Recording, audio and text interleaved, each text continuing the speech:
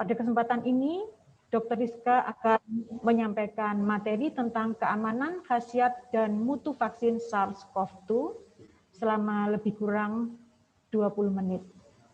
Sebelum kami persilakan Dr. Rizka untuk menyampaikan materi, mohon ditayangkan CV dari Dr. Rizka.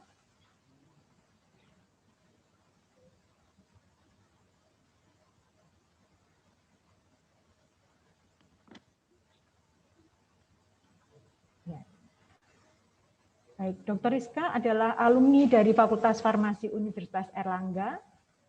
Program sarjana dan profesinya diselesaikan di Fakultas Farmasi UNER, kemudian menyelesaikan Magister Administrasi Rumah Sakit di Fakultas Kesehatan Masyarakat Universitas Indonesia, kemudian program Magister Clinical Farmasi di Universitas Sains Malaysia.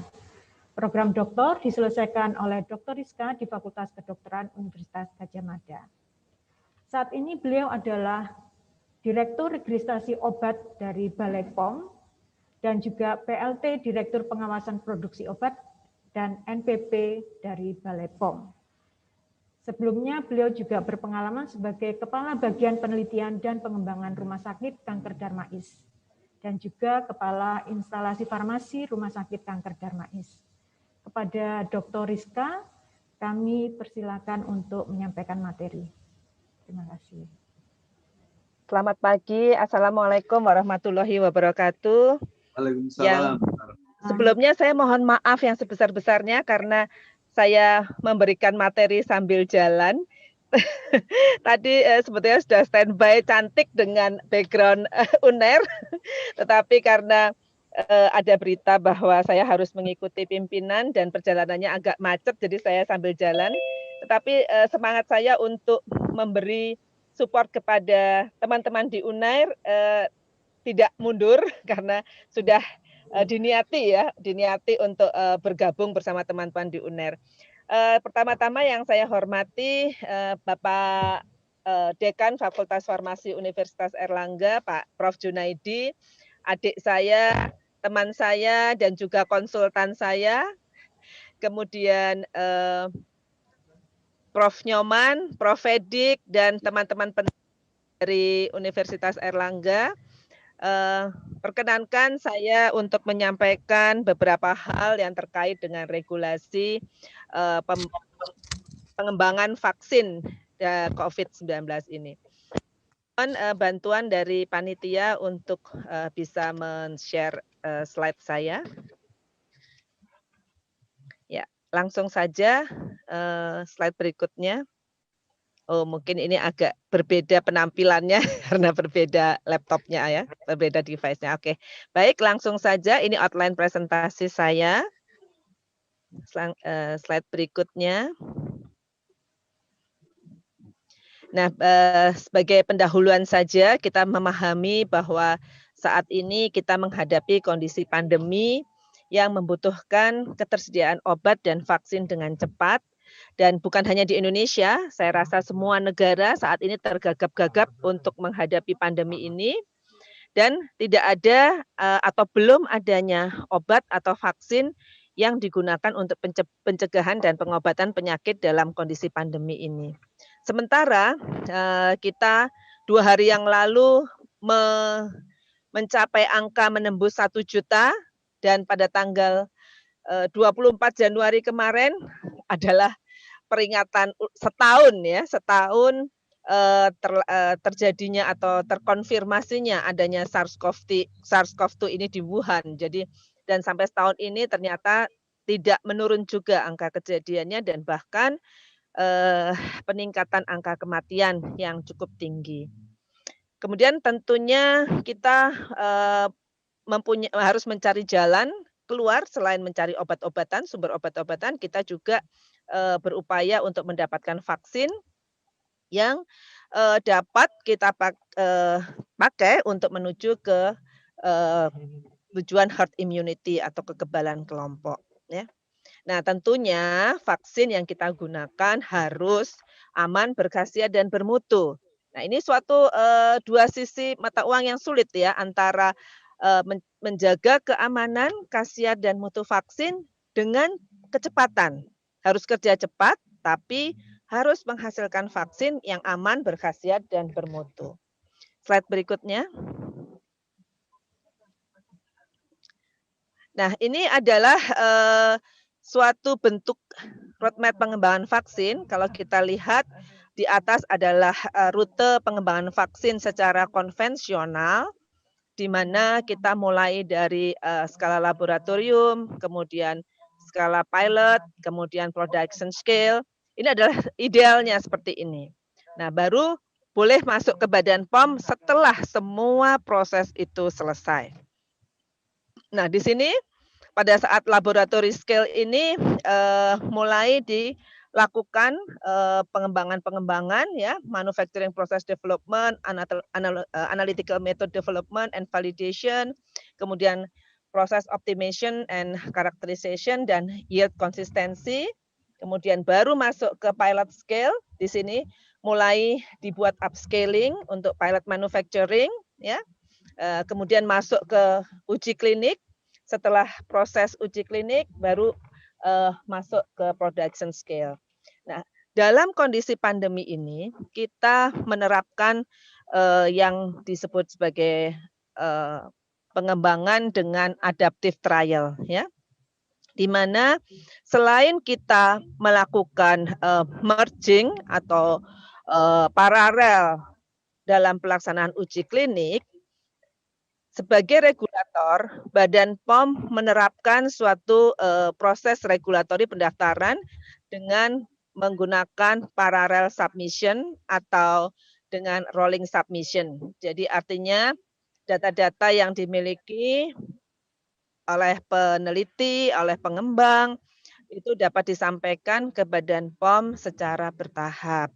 Nah, ini yang kita sampaikan kepada teman-teman peneliti bahwa mulai dari tahap awal, mulai preklinik, kita sudah berjalan seiring supaya nanti manakala sudah masuk ke tahap clinical trial, kemudian sampai pada kita mengambil kesimpulan itu kegagalan akan minimal ya, atau kita tidak mengharapkan adanya kegagalan terhadap hal tersebut.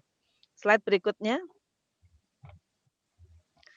Kalau kita melihat perkembangan vaksin secara global ya, ada semacam lomba ya, tapi kita harus menyikapi lomba ini dengan positif ya. Karena memang kebutuhan vaksin yang cepat dan jumlah yang sangat-sangat banyak, karena semua negara membutuhkan vaksin ini, tentunya tidak bisa hanya disuplai oleh 1 atau 2 sumber saja. Seperti saat ini semua berlomba-lomba untuk mendapatkan vaksin. Bahkan prediksinya negara-negara low middle income country seperti Afrika dan sebagainya, mereka baru mungkin mendapatkan akses vaksin tahun 2025 kalau mereka tidak mendapatkan bantuan. Nah, oleh karena itu rasanya tidak ada yang ketinggalan, tidak ada yang terlambat, kita harus memulai kemandirian vaksin di Indonesia tentunya. Berbagai platform vaksin dikembangkan oleh para peneliti dengan membuat berbagai cara-cara atau teknologi-teknologi yang baru yang tujuannya untuk mempercepat pengembangan vaksin dan untuk mendapatkan vaksin dalam jumlah yang besar ya. Makanya kenapa ada teknologi rekombinan protein, kemudian ada teknologi mRNA dan sebagainya tentunya untuk mempercepat proses produksi.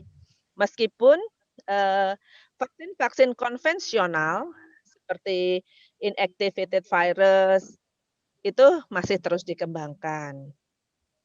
Nah, ini Bapak Ibu gambaran global pengembangan vaksin, tentunya semua peneliti sudah terus mengintip ya, mengikuti perkembangan ini. Ya, slide berikutnya. Nah, ini yang saya sampaikan tadi, suatu desain pengembangan vaksin. Seperti kita ketahui, uji klinik adalah proses yang paling panjang dan paling rumit ya, paling menentukan dalam suatu pengembangan vaksin ataupun obat ya pada umumnya.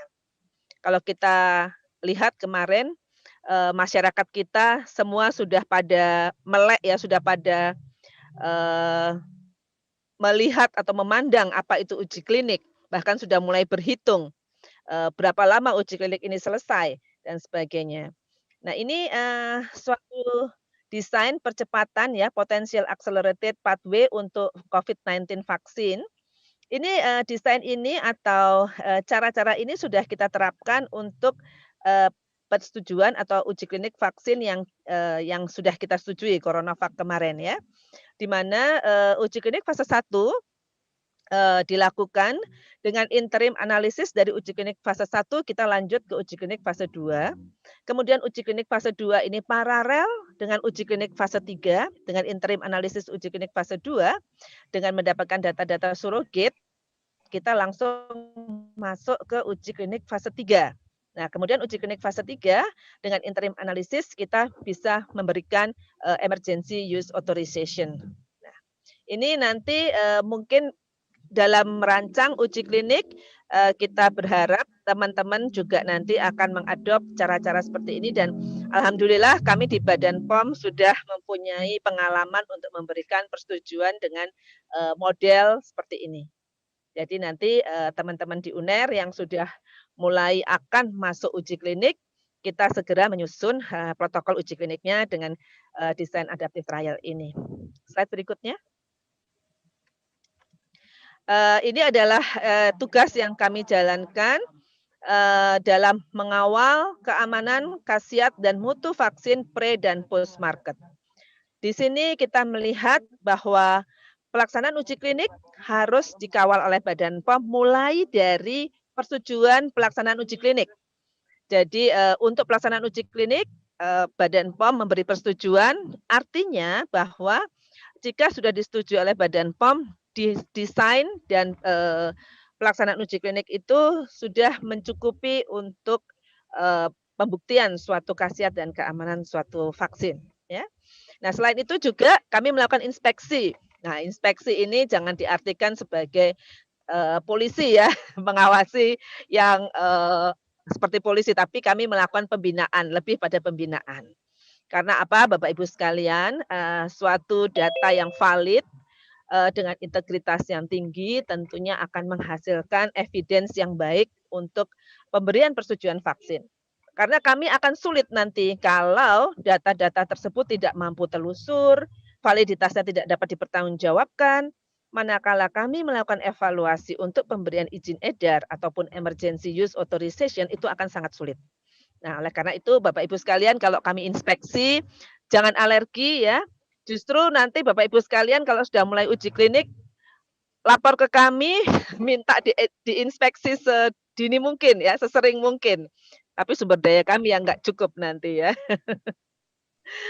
Nah, selain itu juga, dalam, penjaminan mutu, kami mengawasi pelaksanaan produksi, dalam hal proses produksi, di sini adalah pemberian sertifikasi fasilitas produksi ya, kemudian juga, validasi proses dalam produksi, sampai nantinya kami memberikan yang namanya emergency use authorization sesuai dengan data, khasiat, dan keamanan dan mutu yang sudah dapat kami, kumpulkan dan dapat kami terima dari, baik dari industri farmasi maupun dari peneliti.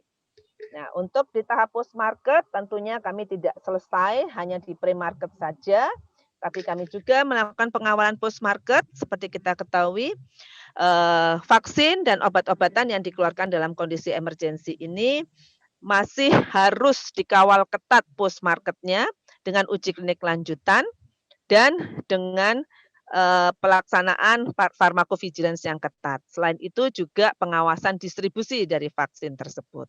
Slide berikutnya. Slide berikutnya. Nah, ini sekedar mengenalkan, regulasi terkait dengan emergency use authorization. Emergency use authorization ini bukan persetujuan yang dibuat secara emergensi, bukan ya. Artinya bukan terburu-buru atau bukan emergensi persetujuannya, tetapi emergency use authorization adalah tujuan penggunaan obat dalam hal ini vaksin juga termasuk di dalamnya, selama kondisi kedaruratan kesehatan masyarakat. Jadi yang emergensi adalah kondisinya ya, kondisi kedaruratan kesehatan masyarakat. Untuk obat yang belum mendapatkan izin edar atau obat yang telah mendapatkan izin edar tetapi dengan indikasi penggunaan yang berbeda ya, atau repurposing drug yang biasanya kita, lakukan repurposing ya seperti remdesivir, favipiravir begitu ya. Dan, emergency use authorization ini bukan hal yang baru. WHO sudah menerapkan lama EUA ini, mereka menyebutnya dengan emergency use listing. Kemudian FDA, US FDA juga menerapkan emergency use authorization dan beberapa regulator obat lain juga menerapkan dengan nama yang mungkin berbeda-beda, tapi tujuannya sama. Slide berikutnya. Nah, ini kriteria persetujuan emergency use authorization. Pertama, harus telah ditetapkan kondisi kedaruratan kesehatan masyarakat oleh pemerintah. Kita sudah punya penetapan hal tersebut ya, Kepres 12 tahun 2020. Kemudian nomor 2, ini penting sekali, terdapat cukup bukti ilmiah terkait aspek keamanan dan khasiat dari obat untuk mencegah, mendiagnosis, atau mengobati penyakit. Ketiga, memiliki mutu yang memenuhi standar yang berlaku serta cara pembuatan obat yang baik ya. Jadi 2 hal ini, nomor 2 dan 3, khasiat keamanan dan mutu harus tetap dipenuhi. Dan yang keempat, tentunya pertimbangan risk benefit ya, yang tentunya, benefit harus lebih besar daripada risiko yang ditimbulkan. Slide berikutnya. Ini adalah, pengawalan khasiat keamanan vaksin COVID-19 ya. Tentunya khasiat keamanan harus dibuktikan melalui uji preklinik, yaitu uji di laboratorium dan uji pada hewan, dan melalui uji klinik pada manusia fase 1, 2, dan 3 untuk menunjukkan keamanan dan khasiat dari vaksin yang tentunya ini ada menjadi dasar dari pemberian emergency use authorization. Kemudian setelah mendapatkan persetujuan, pemantauan keamanan pasca imunisasi atau pharmacovigilance atau KIPI ya, pemantauan KIPI kejadian ikutan pasca imunisasi harus lebih ketat dan harus terus dilaporkan. Slide berikutnya. Ini tadi adalah data uji preklinik apa saja yang diperlukan, yaitu data uji imunogenisitas, misalnya karakterisasi netralisasi antibodi dan uji potensi adjuvan bila menggunakan adjuvan pada model hewan. Kemudian uji toksisitas dosis tunggal dan dosis berulang pada minimal 2 spesies hewan. Kemudian data uji klinik dengan data uji klinik fase 1 keamanan dan imunogenisitas minimal 6 bulan. Kemudian data uji klinik fase 2 dengan keamanan dan imunogenisitas minimal 6 bulan ya.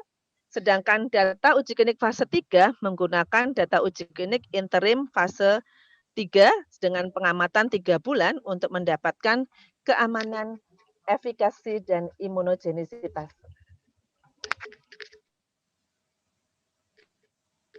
Nah, ini WHO sendiri mempersyaratkan minimum data interim 3 bulan dengan efikasi minimum 50%.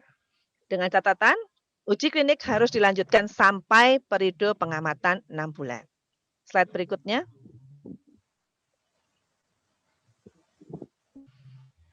Ya, ini yang tadi saya katakan bahwa fleksibilitas yang diberikan oleh Badan POM sebagai dilakukannya rolling submission.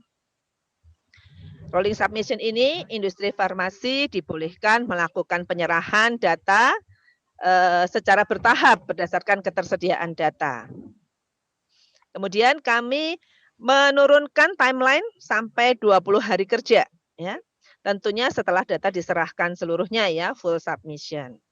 Dan fleksibilitas persyaratan karena pengembangan obat atau vaksin masih berjalan ya, dengan data stabilitas minimum 3 bulan.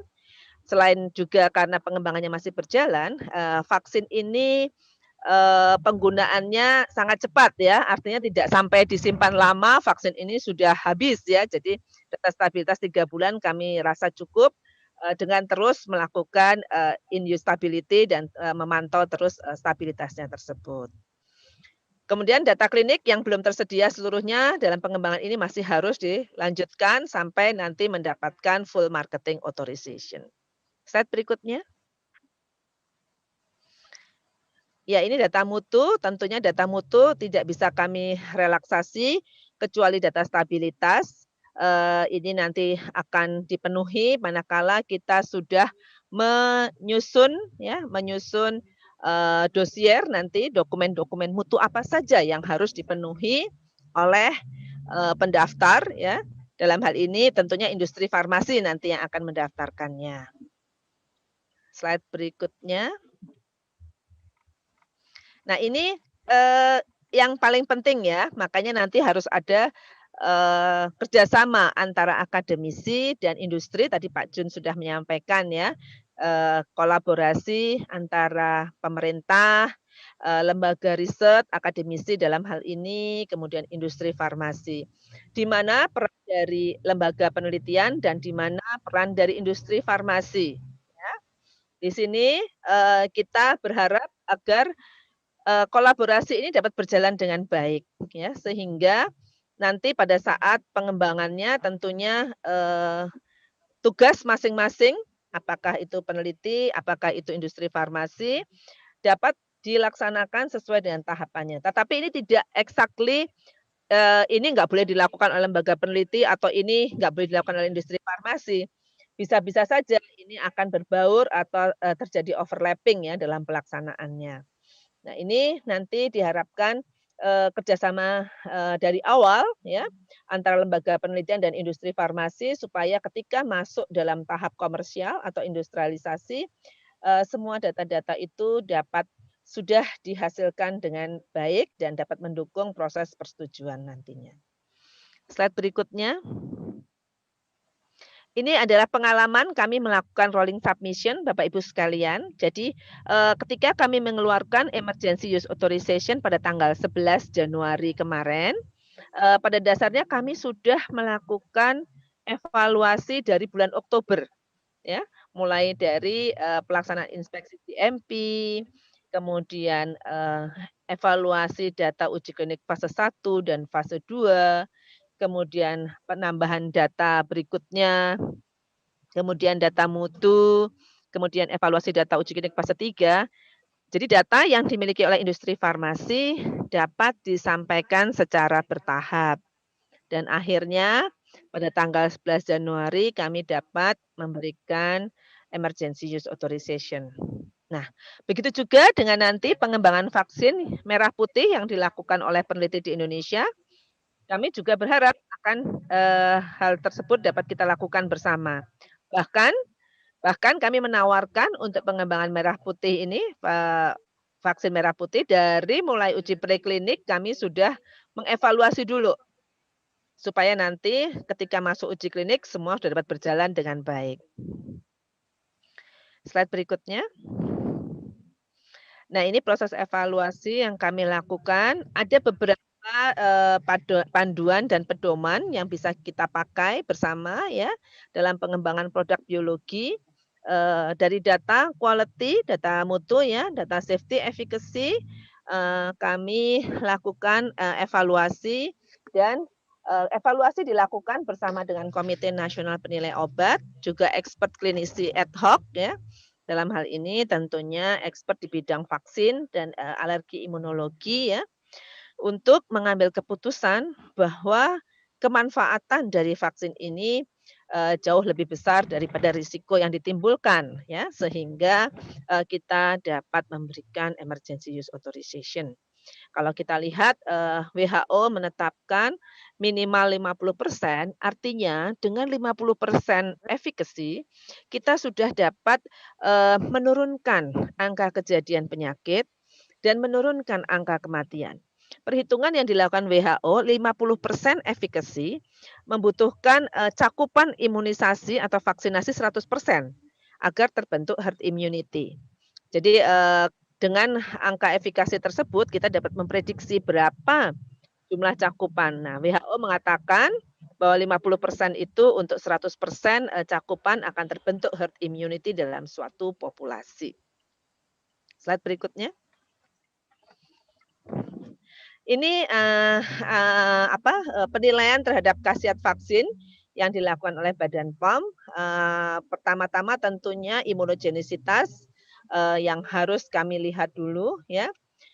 Dengan peningkatan antibodi, IgG dan netralisasi antibodi, dan alhamdulillah ya di UNER sudah bisa melakukan uji netralisasi antibodi. Karena kemarin pada saat pengembangan vaksin di Bio Farma ya di CoronaVac, salah satu permasalahan ya, bukan permasalahan tapi salah satu hal yang cukup sulit adalah pada saat pengujian netralisasi antibodi. Ya, karena kita tahu ini harus menggunakan virus hidup, membutuhkan BSL-3 dan membutuhkan, sel hidup ya. Saya sampai minta ke Prof. Edik ini waktu itu, minta Verosel, nempel ya. Terima kasih Prof, nanti kita, kerjasama terus. Kemudian, ini sangat penting sekali karena netralisasi antibodi ini, jadi kita harus mempunyai ukuran seropositif, seroconversion, dan GMT-nya ya, untuk suatu vaksin. Kemudian baru kita menghitung efikasi dari uji klinik fase 3 ya. Kemudian, kita belum bisa melihat efektivitas kalau, vaksin tersebut belum digunakan dalam program vaksinasi di masyarakat. Nah, ini nantilah yang nilai-nilai ini yang menjadi, perhatian kita. Slide berikutnya. Mohon izin Dokter Rizka, Nggih. waktunya kurang Ini 2 menit. slide terakhir, Bu, nggih. Oh, Karena ini adalah pengembangan vaksin merah putih, ini adalah, inti dari, diskusi kita pagi ini ya. Mungkin saya salah menuliskan platformnya karena sudah ada perkembangan-perkembangan baru, tetapi intinya apapun platform yang dibuat oleh, setiap center penelitian, saya rasa ini adalah suatu, bentuk yang sudah dikaji secara kelayakan ya, kelayakan dalam hal terutama, pada saat melakukan upscaling production ya. Jangan sampai kita mengembangkan suatu vaksin dengan platform yang nanti tidak mampu laksana untuk diproduksi. Nah, ini penting sekali dari awal Bapak Ibu sekalian, kita untuk melakukan kajian tersebut. Nah, oleh karena itu perlu pemetaan ya, pemetaan, bagaimana kemampuan industri farmasi, dan, bagaimana kemampuan riset kita untuk mengembangkan platform-platform vaksin tersebut. Nah, tadi sudah saya sampaikan juga bahwa uji klinik merupakan bagian yang krusial dalam pengembangan vaksin ini. Oleh karena itu perlunya peningkatan infrastruktur uji klinik ya, sarana dan prasarana serta sumber daya manusia penelitinya, SDM peneliti. Bagaimana melakukan uji klinik sesuai dengan standar GMP ya. Bapak Ibu sekalian, kita ingat bahwa kita harus menghasilkan vaksin dengan standar WHO, standar internasional.